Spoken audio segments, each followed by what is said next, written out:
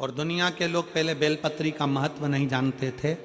अब शंकर जी पे चढ़ी हुई बेलपत्री का क्या महत्व है ये पूरी विश्व जान गया। इसलिए आप शंकर जी पर बेलपत्र चढ़ती है तो लोग उसको उठा कर ले जाते हैं, क्योंकि वो बेलपत्र साधारण नहीं होती, रोग मुक्ति के लिए होती है, औषधि। कल एक बहन कह रही थी, गुरुजी हम शंकर जी के मंदिर जाते हैं और शंकर जी पे चढ़ी हुई ज्यादा बेलपत्र नहीं मिलती, एक बेलपत्र मिलती है, तो क्या उस बेलपत्र को हम पूरे परिवार समेत बांटकर खा सकते हैं? क्यों नहीं? बेलपत्र का एक अंश मात्र की डंडी भी, एक अंश मात्र की पत्ती भी अगर तुम्हें प्राप्त हुई है तो समझ लेना शंकर ने तुमको औषधि प्रदान करी है। जरूरी नहीं कि पूरी 3 पत्ती की बेलपत्र पूरे घर के लोगों को मिले। एक बेलपत्र 3 पत्ती की चढ़ी हुई अगर मिल गई है तो उस बेलपत्र के छोटे छोटे टुकड़े कर कर भी घर के 15 लोग, 20 लोग, 25 लोग, 10 लोग, 12 लोग जो घर में है, कण कण मात्र भी अगर खाते हैं तो उसका भी फल है, उसका भी फल है।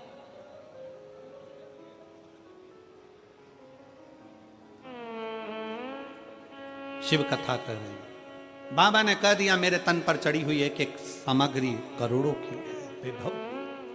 भृगु ऋषि, अब शंकर भगवान व्यक्ति के अवगुण कभी नहीं देखते, शंकर भगवान तो व्यक्ति के गुण देखते हैं। और बहुत ध्यान से सुनना मेरी जीजियों, मेरे जीजाओं, मेरी माताओं, मेरी बेटियों, बेटाओं, पशुपति नाथ का जब आप व्रत करते हो, थोड़ा सावधानी पूर्वक सुनिएगा। पशुपति नाथ का जब आप व्रत करते हो,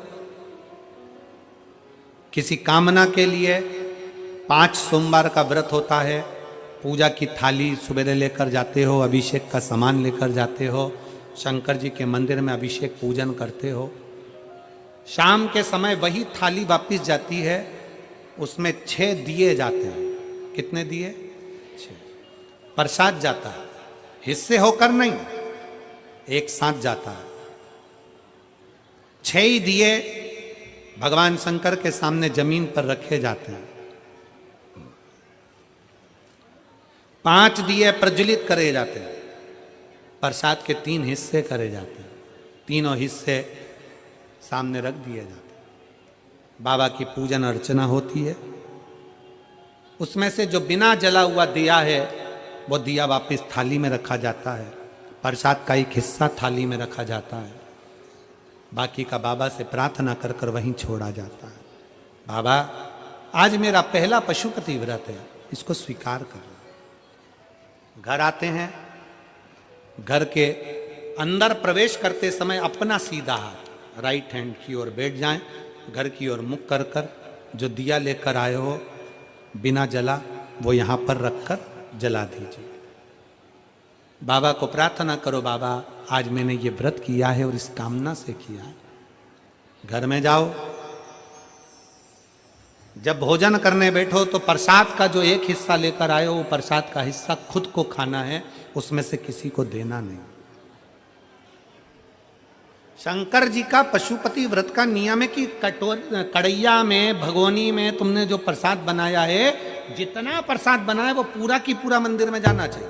ऐसा नहीं कि उसमें से आधा घर पे छोड़ दिया, बच्चों के काम आ जाएगा, आधे में से आप लेकर जा रहे हो। अगर आधा छोड़ देते हो तो प्रसाद का तो 2 हिस्सा तुम ही हो गया, तो वो स्वीकार नहीं होता। जितना, इसलिए उतना ही बनाओ जितना मंदिर में लेकर जाना है। कटोरी 2 कटोरी जितना आपको ले जाना उतना बनाओ। ज्यादा बन भी गया है तो पूरा लेकर जाओ, घर छोड़ना नहीं प्रसाद को।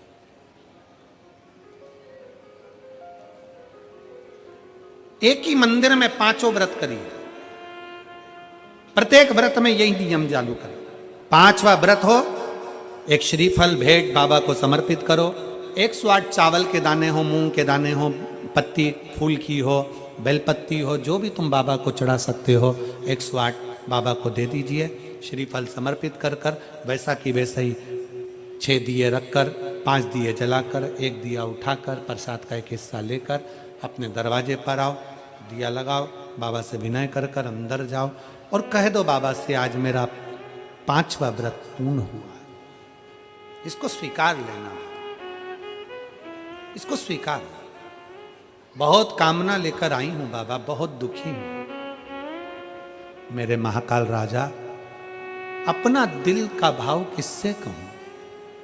ए मेरे ओघड़नाथ, अपने मन की बात मैं किससे कहूं? मेरे भोलेनाथ, आपसे विनय है, मेरे दुखों को काट देना। मेरा अगला जो समय आए, नूतन जो वर्ष आए, वो मेरी जिंदगी में बहुत खुशियां लेकर आए। मेरे महाकाल राजा, बहुत खुशियां लेकर। बाबा को प्रार्थना मिलेगा। अब कई माताएं कहती है, गुरुजी